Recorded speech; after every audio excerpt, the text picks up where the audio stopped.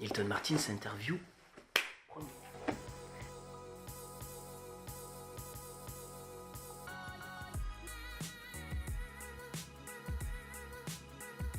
Comment devient-on danseur? Dans mon cas de figure à moi, c'est assez particulier, parce que comme tu l'as dit si bien, je faisais du foot et à la suite d'une blessure, j'avais envie de découvrir quelque chose d'autre. Donc j'ai découvert la danse, qui à la base, c'était vraiment que du plaisir et un loisir. Pour moi, ça a été mon parcours pour devenir danseur professionnel, ça a été tout simplement de suivre beaucoup de cours. Ce qui m'a permis d'avoir beaucoup de bases et de construire des choses assez solides, de rencontrer aussi des personnes qui étaient dans le milieu, de pouvoir échanger beaucoup avec eux et d'avoir beaucoup de conseils. Et surtout et avant tout beaucoup oser aller dans les castings, oser faire aussi soi-même des propres projets qui sont vus par la suite, qui sont achetés en fonction de ce qu'on choisit. Et après, il n'y a pas de choix à faire, parce que même s'il y a différentes choses à faire dans le milieu de la danse, c'est-à-dire soit danser pour un artiste, soit faire ce qu'ils appellent du commercial, tout ce qui est publicité, etc., ou être dans des créations dans les théâtres ou autres, ou même donner des cours. Faut pas se donner de limites et faut se donner les moyens de faire les choses.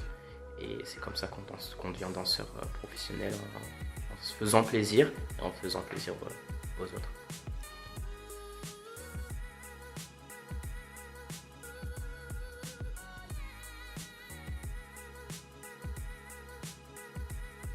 Là où je viens, c'est le milieu du hip-hop, donc forcément les battles, ça en fait clairement partie. Moi j'ai commencé par ça, donc j'ai appris et j'ai grandi avec la compétition, les battles, l'affrontement direct, donc pour moi c'est une base. Donc après pour quelqu'un qui aime le hip-hop, c'est pas forcément une obligation, mais c'est quand même quelque chose à essayer, à partager, parce que ça donne une autre facette de soi-même. Et ça permet de voir aussi à quel point on peut se dépasser aussi et se donner les moyens autrement. Parce qu'il y a le monde du battle, le monde chorégraphique, le monde de l'enseignement aussi. Mais il faut au moins toucher à tout pour pouvoir tout connaître et après par la suite conseiller si on part dans l'enseignement ou mieux savoir soi-même ce qu'on a envie de faire ou pas.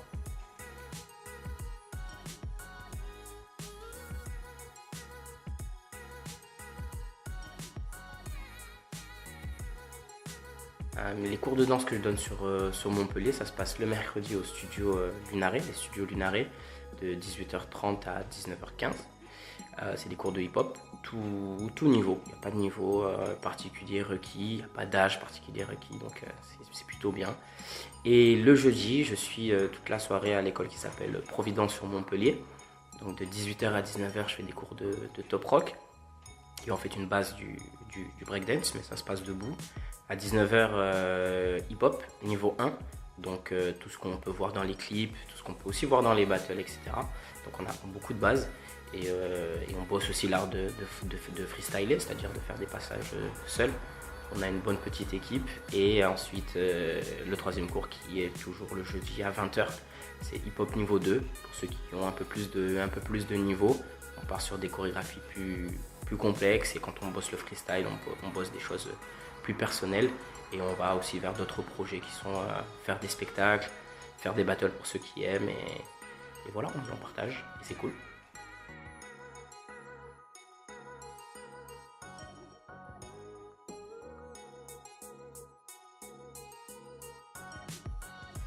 Oui, les réseaux sociaux c'est super important, déjà de pouvoir partager son travail, de pouvoir échanger avec le public, que ce soit les élèves, les parents d'élèves, que ce soit juste quelqu'un qui regarde ou d'autres danseurs. Ça permet aussi de savoir ce qui se passe à côté, même si on essaie de pas trop regarder pour pas trop avoir de mauvaises inspirations.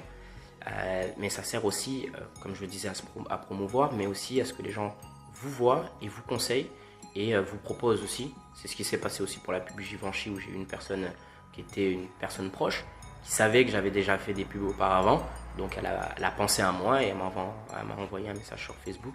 Donc souvent ça se passe comme ça, on nous tag sur un événement par exemple, ou on nous tag tout simplement sur une affiche, et de là des discussions peuvent s'amener, des des événements qu'on aurait pu louper en temps normal parce qu'on n'est pas forcément tout le temps sur les réseaux. Moi, je publie plus que je lis ce qui se passe, mais j'ai un réseau qui est quand même assez actif, donc ils pensent à moi et quand je peux, je pense à eux aussi, c'est un échange.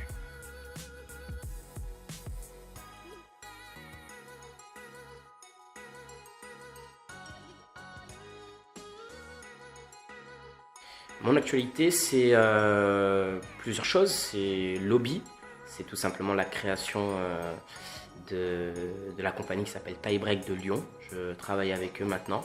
C'est une création autour de l'hôtel. On fait une tournée en France et notamment on sera sur Montpellier le 12 et le 13 mai au Domaine d'eau pour le festival qui s'appelle Saperlipopette. Donc on va faire 2 shows qui vont être super bien, donc je suis en tournée avec eux. Ensuite, mon actualité, c'est au-delà aussi de danser, il y a aussi les spectacles de fin d'année. Donc j'ai le spectacle de fin d'année de Providence que j'adore parce que c'est tout le temps, au-delà d'un spectacle de fin d'année, on voit des élèves, c'est vraiment un gros spectacle et des histoires qu'on raconte. Et là, ça sera spécial retour vers le futur, donc on va rigoler beaucoup. Et mon activité danse, c'est particulièrement ça. Et après de l'autre côté, j'ai d'autres activités comme présenter des événements, on appelle ça speaker ou animateur comme on veut. Et puis là j'ai 2 événements que je présente, c'est-à-dire le marathon, l'Oriental Marathon Festival. C'est un festival sur la danse orientale qui va se passer du côté du Gros-du-Roi, si ma mémoire est bonne. Ça sera en mai. Et un festival tremplin chorégraphique qui va se passer pas très loin d'Avignon le 25 mars.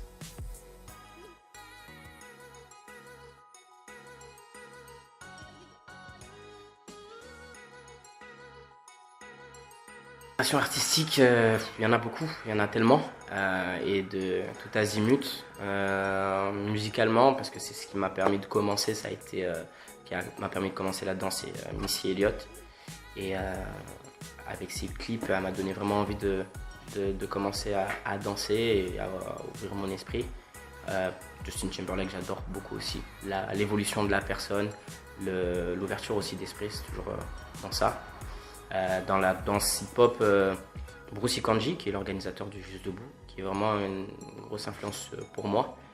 Un breaker qui s'appelle Kamel aussi, Boogie Brat, c'est un danseur légendaire en breakdance. Beaucoup de folie, beaucoup d'énergie, donc top.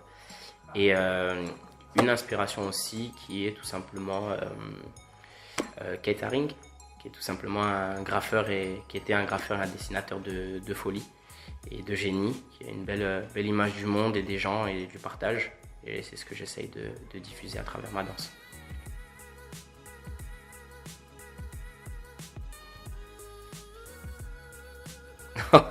Actrice. Wow. À dire comme ça, préférée, c'est dur. Scarlett Johansson.